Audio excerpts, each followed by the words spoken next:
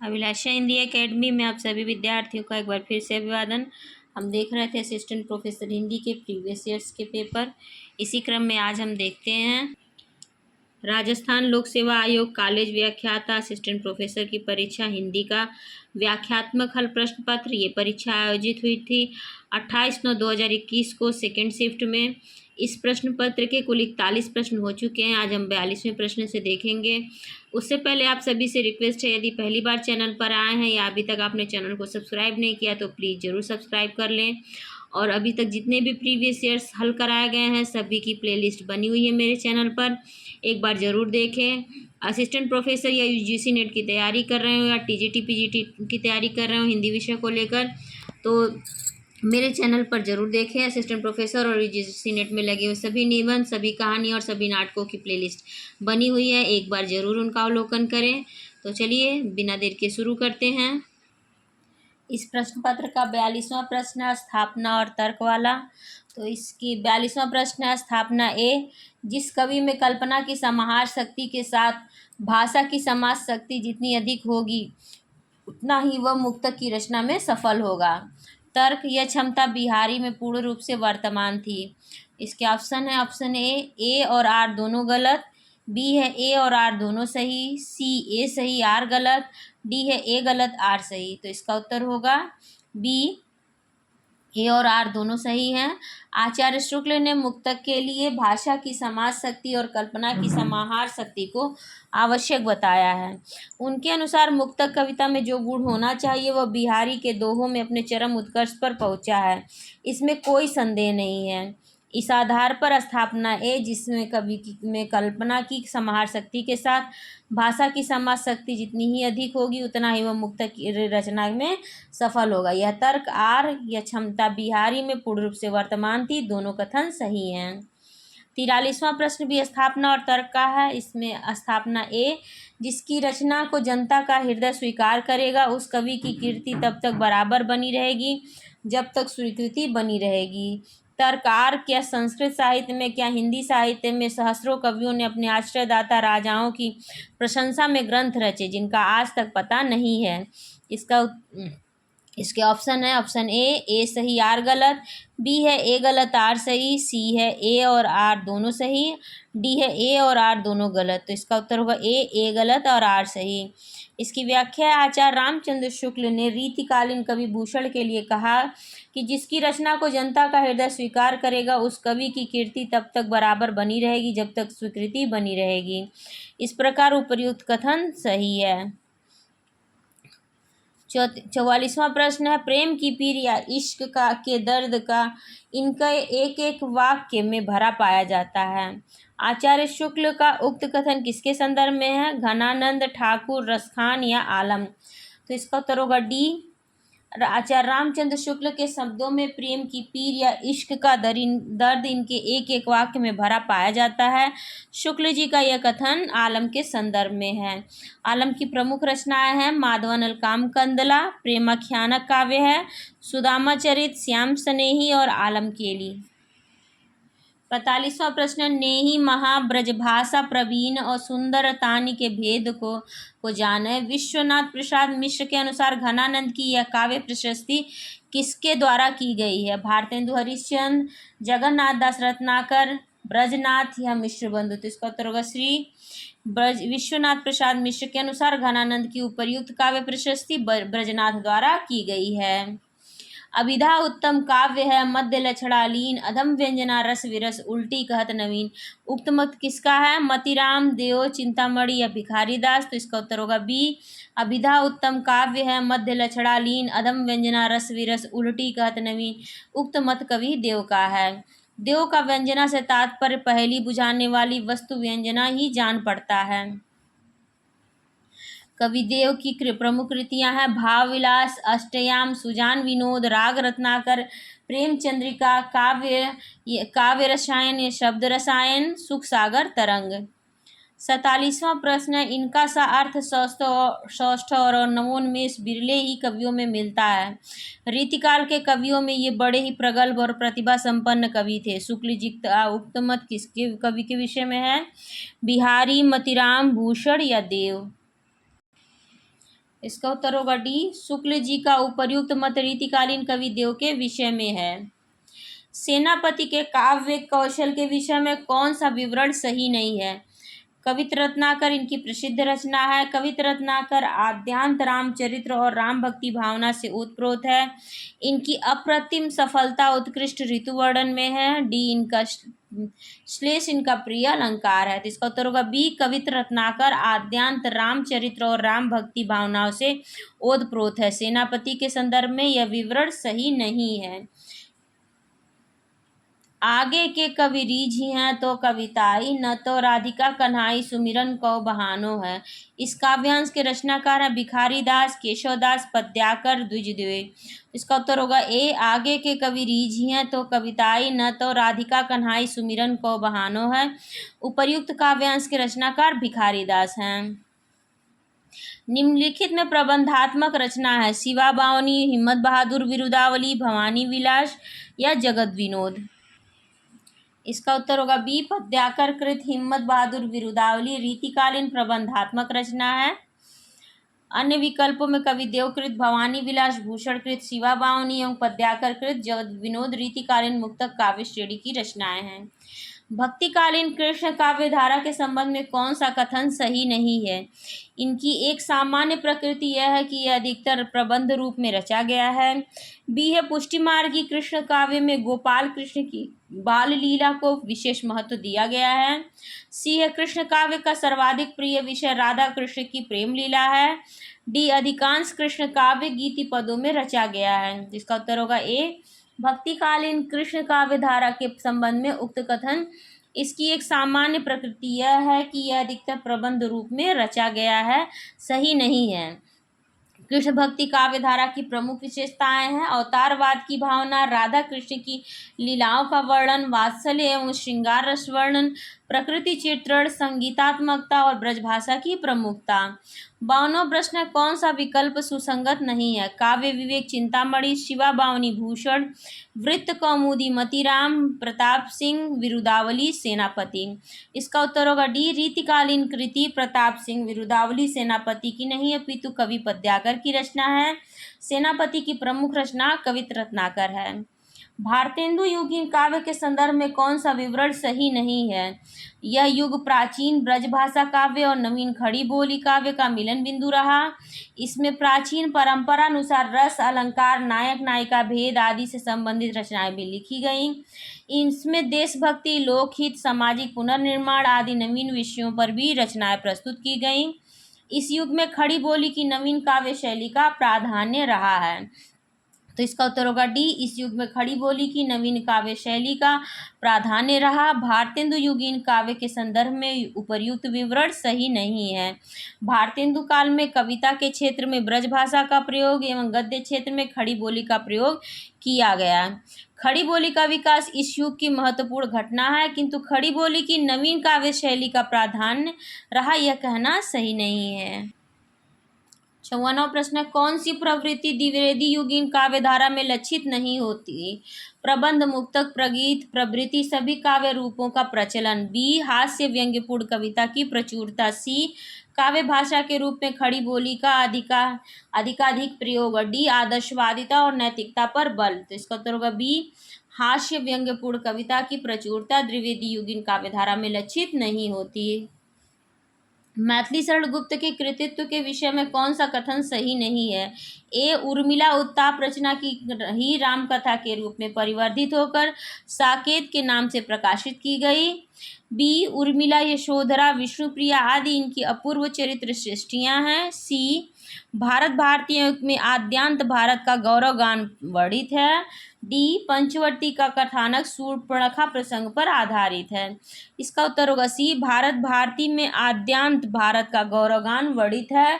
मैथिली शरण गुप्त के कृतित्व के विषय में यह कथन सही नहीं है। 56वां प्रश्न छायावाद स्थूल के विरुद्ध सूक्ष्म का विद्रोह है। उक्त कथन किसका है? डॉक्टर नागेंद्र का, नंदुलारे वाजपेयी का, मुकुटधर पांडे का या विश्वनाथ प्रसाद मिश्र का? इसका उत्तर होगा ए छायावाद स्थूल के प्रति सूक्ष्म का विद्रोह है। उक्त कथन डॉक्टर नागेंद्र का है। हिंदी में रीति का प्रयोग साधारणतः लक्षण ग्रंथों के लिए होता है। जिन ग्रंथों में काव्य के विभिन्न अंगों का लक्षण उदाहरण सहित विवेचन होता है उन्हें रीति ग्रंथ कहते हैं। उपकथन किसका है? आचार्य रामचंद्र शुक्ल, डॉक्टर नागेंद्र, आचार्य हजारी प्रसाद द्विवेदी या विश्वनाथ प्रसाद मिश्र। इसका उत्तर होगा बी, रीति के संदर्भ में उपर्युक्त कथन डॉक्टर नागेंद्र का है।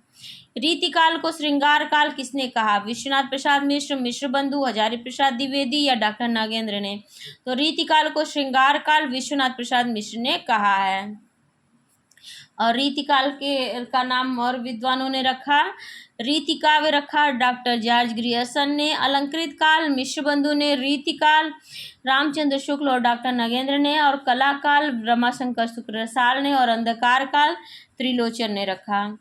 दुख सबको मांझता है और चाहे स्वयं सबको मुक्ति देना वह न जाने, किंतु जिनको मांझता है उन्हें यह सीख देता है कि सबको मुक्त रखें।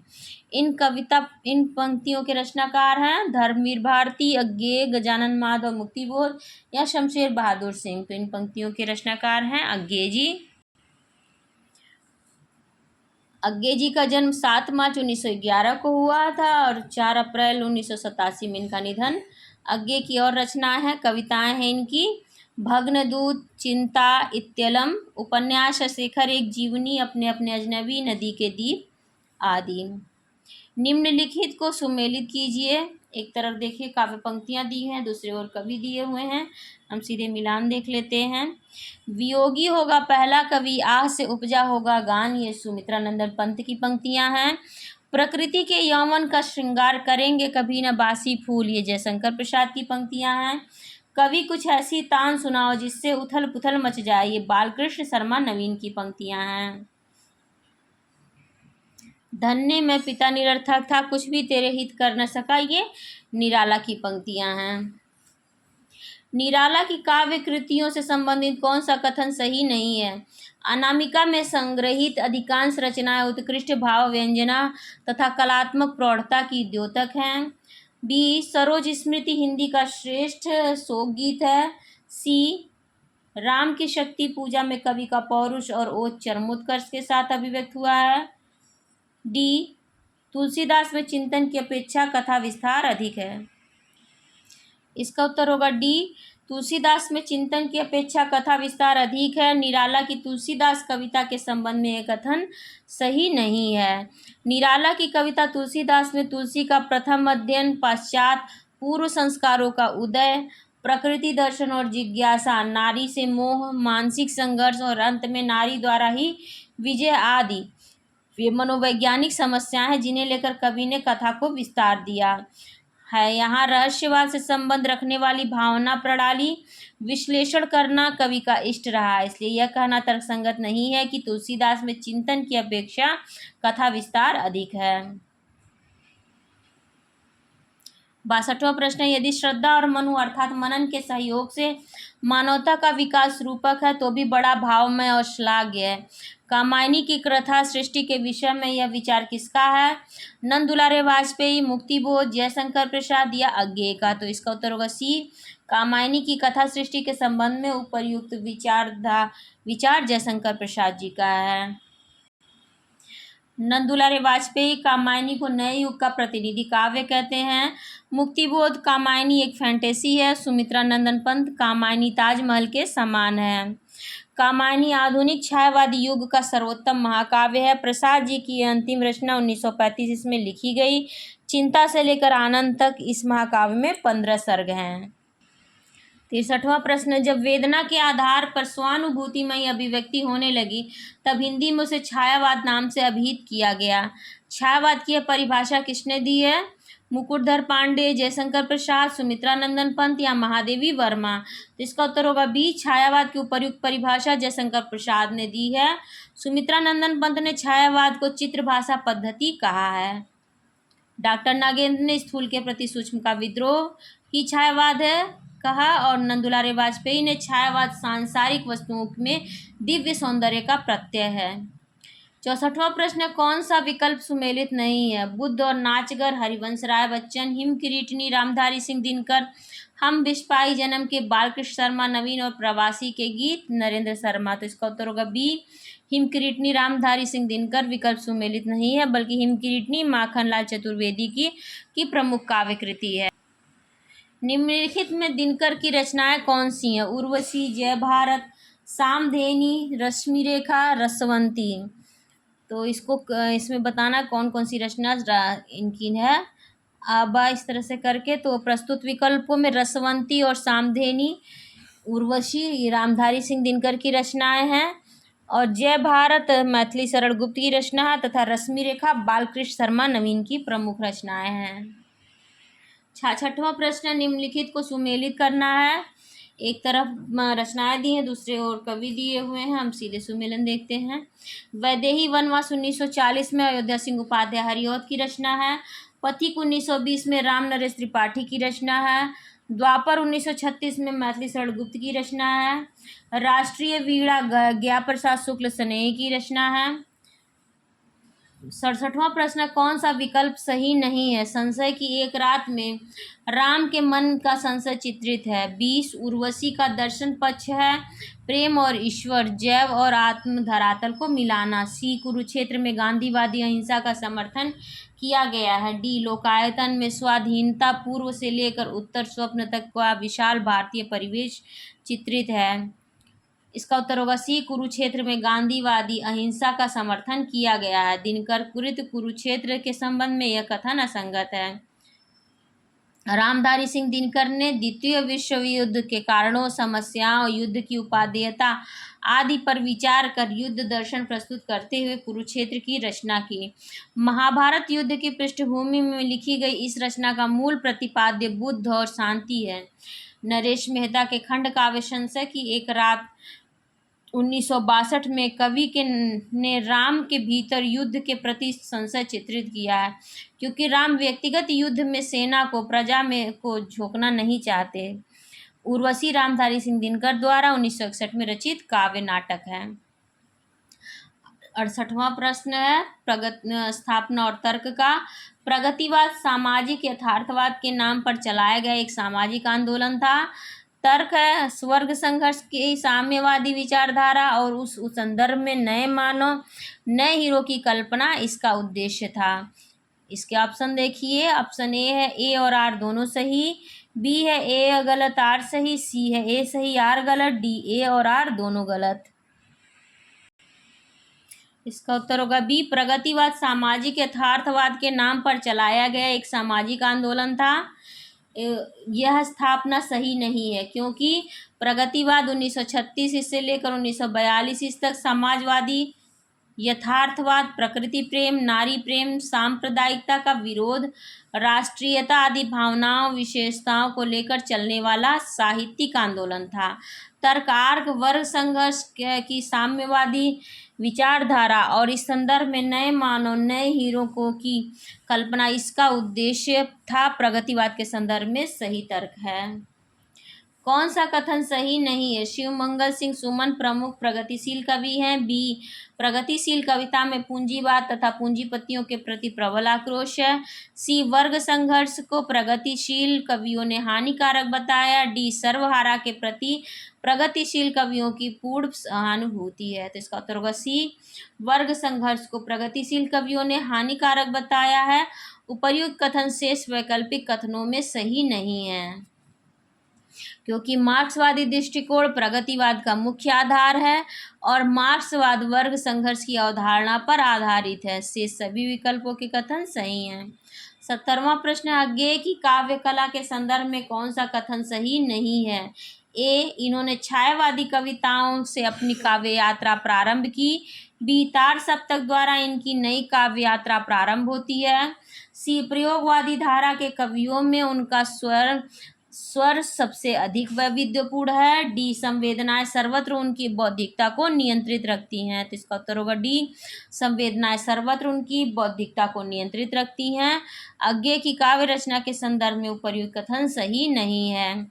71वां प्रश्न, धर्मवीर भारती से संबंधित कौन सा कथन सही नहीं है? ए, इनकी कनुप्रिया और अंधा युग महाकाव्यात्मक रचनाएं हैं। बी, अंधा युग अंधों के माध्यम से ज्योति की कथा है जिसमें विजय केवल अंधेपन की होती है। सी, कनुप्रिया में राधा कृष्ण प्रेम की तन्मयता का प्रश्नानुकूलता के साथ मनोहर संयोग मिलता है। डी, ये आधुनिक संवेदना के कवि हैं।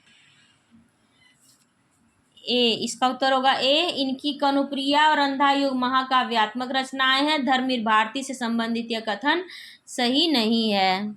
अंधा युग 1954 में धर्मवीर भारती कृत गीति नाट्य है जिसमें 5 अंक हैं। कुल 16 पात्र हैं और 16 पात्र में 15 पुरुष और 1 स्त्री पात्र है। निम्नलिखित में से नई कविता की प्रवृत्ति नहीं है। जीवन के प्रति आस्था। बी, अनुभूति की सच्चाई और बुद्धिमूलक यथार्थवादी दृष्टि। सी, जीवन मूल्यों का पुनर्परीक्षण। डी, व्यक्ति चित्रण वर्गीय चेतना के दायरे में। इसका उत्तर होगा डी, व्यक्ति चित्रण वर्गीय चेतना के दायरे में नई कविता की प्रवृत्ति के संबंध में यह कथन सही नहीं है। 73वां प्रश्न, निम्नलिखित में से तीसरा सप्तक के कवि हैं मदन वात्स्यायन, स्वदेश भारती, कुंवर नारायण, शकुंत माथुर या और कीर्ति चौधरी। तो विकल्प अ और ब, बी है ब स द, सी है द और य। इसका उत्तर होगा डी, मदन वात्स्यायन, कुंवर नारायण एवं कीर्ति चौधरी तीसरे सप्तक के कवि हैं। तार सप्तक एक काव्य संग्रह है। अज्ञेय द्वारा 1943 में 7 कवियों का एक मंडल बनाकर तार सप्तक का संकलन एवं संपादन किया गया। इसी क्रम में अज्ञेय ने दूसरा सप्तक 1951 में और तीसरा सप्तक 1959 में और चौथा सप्तक 1979 में संपादित किया। तीसरा सप्तक के कवि हैं सर्वेश्वर दयाल सक्सेना, मदन वात्स्यायन, विजय देव नारायण शाही, प्रयाग नारायण त्रिपाठी, केदारनाथ सिंह, कुंवर नारायण, कीर्ति चौधरी। निम्नलिखित रचनाओं और कवियों को सुमेलित करना है। काल तुझसे होड़ है मेरी, और इधर देखिए कवियों के नाम दिए गए हैं। हम सीधे सुमेलन देख लेते हैं।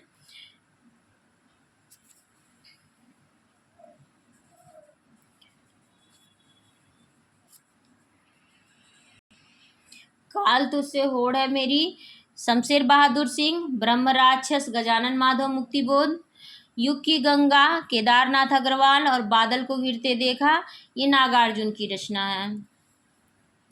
नई कविता की प्रवृत्तियों में सम्मिलित नहीं है। जीवन के प्रति इसमें आस्था है। इसमें 2 तत्व प्रमुख हैं, अनुभूति की सच्चाई और बुद्धिमूलक यथार्थवादी दृष्टि। सी, इसमें व्यक्ति का चित्रण वर्गीय चेतना के दायरे में किया गया है। डी, ये जीवन मूल्यों की पुनः परीक्षा करती है। तो इसका उत्तर है सी, इस व्यक्ति का चित्रण वर्गीय चेतना के दायरे में किया गया है। नई कविता की प्रकृति नहीं है। नई कविता की प्रमुख प्रवृत्तियां हैं नास्तिकता, अतिबौद्धिकता, जीवन के प्रति आस्था, भोगवाद और वासना, जीवन मूल्यों का पुनर्परीक्षण, अनुभूति की सच्चाई और बुद्धिमूलक यथार्थवादी दृष्टि। ये प्रश्न देखिए रिपीट किया गया इसी प्रश्न पत्र में। प्रश्न संख्या 72 और 75 दोनों एक ही हैं और सारे जो हैं ऑप्शन भी एक ही दिए गए हैं। कौन सी रचना अशोक वाजपेयी की नहीं है? एक पतंग अनंत में, समय देवता, शहर अब भी संभावना है, कहीं नहीं वही। तो इसका उत्तर होगा बी, समय देवता नामक लंबी कविता नरेश मेहता के मेरा समर्पित एकांत 1962 के द्वितीय खंड में संकलित है। माखनलाल चतुर्वेदी की कविताओं के संबंध में कौन सा कथन असंगत है? ए, साहित्य देवता, हिम तरंगिनी आदि इनकी काव्य कृतियां हैं। बी, राष्ट्रीयता इनके काव्य का कलेवर है। तो भक्ति और रहस्यात्मक प्रेम उनकी रचनाओं की आत्मा है। सी, उनकी कविताओं में छायावादी रहस्यात्मकता का सगुण मधुरा भक्ति के साथ एक अजीब समन्वय दिखाई पड़ता है। डी, उनकी राष्ट्रीय कविताओं में आदर्श की थोथी उड़ाने भर हैं। इसका उत्तर होगा डी, उनकी राष्ट्रीय कविताओं में आदर्श की थोथी उड़ाने भर हैं। कथन माखनलाल चतुर्वेदी की कविताओं के संबंध में असंगत हैं। माखनलाल चतुर्वेदी की और अन्य रचनाएं हैं साहित्य देवता, हिम तरंगिनी, माता, कृष्णार्जुन युद्ध, हिम किरीटिनी आदि। सुभद्रा कुमारी चौहान की काव्य रचना के संबंध में कौन सा कथन सही नहीं है? ए, उनमें गंभीर से गंभीर विषय को भी सरल रूप में प्रस्तुत करने की अदम्य क्षमता थी। बी, उनकी राष्ट्रीय कविताओं में समसामयिक देश प्रेम और भारतीय इतिहास एवं संस्कृति की गहरी छाप है। सी, उनकी कविताओं की एकमात्र प्रवृत्ति है राष्ट्रीय भावना का चित्रण। डी, उनकी कविताएं त्रिधारा और मुकुल शीर्षक से प्रकाशित हैं। इसका उत्तर होगा सी, उनकी कविताओं की एकमात्र प्रवृत्ति राष्ट्रीय भावना का चित्रण। सुभद्रा कुमारी चौहान की काव्य रचना के संबंध में उपर्युक्त कथन सही नहीं है। सुभद्रा कुमारी चौहान की काव्य विशेषताएं हैं, इनकी देश प्रेम से संबंधित कविताओं में वीर रस की निर्झरणी प्रभावित है। इनकी रचनाएं त्रिधारा एवं मुकुल शीर्षक से संग्रहित हैं। पारिवारिक जीवन की कविताओं में सूर्य की तरह इन्होंने भी वात्सल्य रस का मार्मिक तथा हृदय स्पर्शी वर्णन किया है। इनकी कविताओं में सात्विक अनुभूतियों पारिवारिक जीवन के माधुर्य का भी अंकन है। 79वां प्रश्न है, श्याम नारायण पांडे के व्यक्तित्व और कृतित्व से संबंधित कौन सा कथन असंगत है? ए, महाराणा प्रताप और अकबर के मध्य हुए ऐतिहासिक युद्ध पर आधारित हल्दी घाटी एक खंड काव्य है। बी, जौहर राजस्थान के इतिहास के लोमहर्षक आत्म बलिदान पर आधारित महाकाव्य है। सी, उन्होंने आधुनिक युग में वीर काव्य की परंपरा को खड़ी बोली में प्रतिष्ठित किया है। डी, उनके संस्कार द्विवेदी युगीन दृष्टिकोण उपयोगितावादी और भाव विस्तार मर्यादावादी हैं। इसका उत्तर है ए, महाराणा प्रताप और अकबर के मध्य हुए ऐतिहासिक युद्ध पर आधारित हल्दी घाटी एक खंड काव्य है। श्याम नारायण पांडे के व्यक्तित्व और कृतित्व के संबंध में उपर्युक्त कथन असंगत है। हल्दी घाटी जौहर, चित्तौड़ की रानी पद्मिनी और के आख्यान एवं शिवाजी श्याम नारायण पांडे कृत महाकाव्य श्रेणी की रचनाएं हैं। उन्होंने आधुनिक युग में वीर काव्य की परंपरा को खड़ी बोली में प्रतिष्ठित किया। इनके काव्यों में वीर रस के साथ करुण रस का भी स्थान है। इनकी प्रमुख रचनाएं हैं हल्दी घाटी, जौहर, तुमुल, रूपांतर, आरती, जय हनुमान। 80वां प्रश्न, महादेवी वर्मा के यामा में कौन सी रचना संकलित नहीं है? तो निहार, दीपशिखा, रश्मि, सांध्य गीत। तो इसका उत्तर होगा बी, महादेवी के काव्य संग्रह यामा में दीपशिखा कविता संकलित नहीं है। निहार, रश्मि, नीरजा एवं सांध्य गीत कविता के महत्वपूर्ण गीत यामा में संग्रहित हैं। छायावादी युग के 4 प्रमुख स्तंभों में एक महत्वपूर्ण महादेवी वर्मा का जन्म 1907 ईस्वी तथा निधन 1987 में हुआ।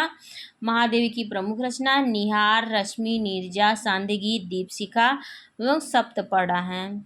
तो देखिए 80 प्रश्न हो चुके हैं। अब इस प्रीवियस ईयर पेपर को मैं यहीं पे विराम देती हूँ। काफ़ी लंबी वीडियो हो गई है। 81वें प्रश्न से अगले भाग में बनेगी वीडियो। तब तक आप लोग पहली बार चैनल पर आए हैं या अभी तक आपने सब्सक्राइब नहीं किया तो ज़रूर सब्सक्राइब करिए। अपने विचार और अपने प्रश्न कमेंट सेक्शन में ज़रूर पूछिए। जो भी विद्यार्थी TGT, PGT, LT grade, UGC net, assistant professor किसी की भी तैयारी कर रहे हो हिंदी विषय को लेकर, तो उन तक इस वीडियोज़ को ज़रूर शेयर कीजिए। और आप सभी का बहुत बहुत धन्यवाद।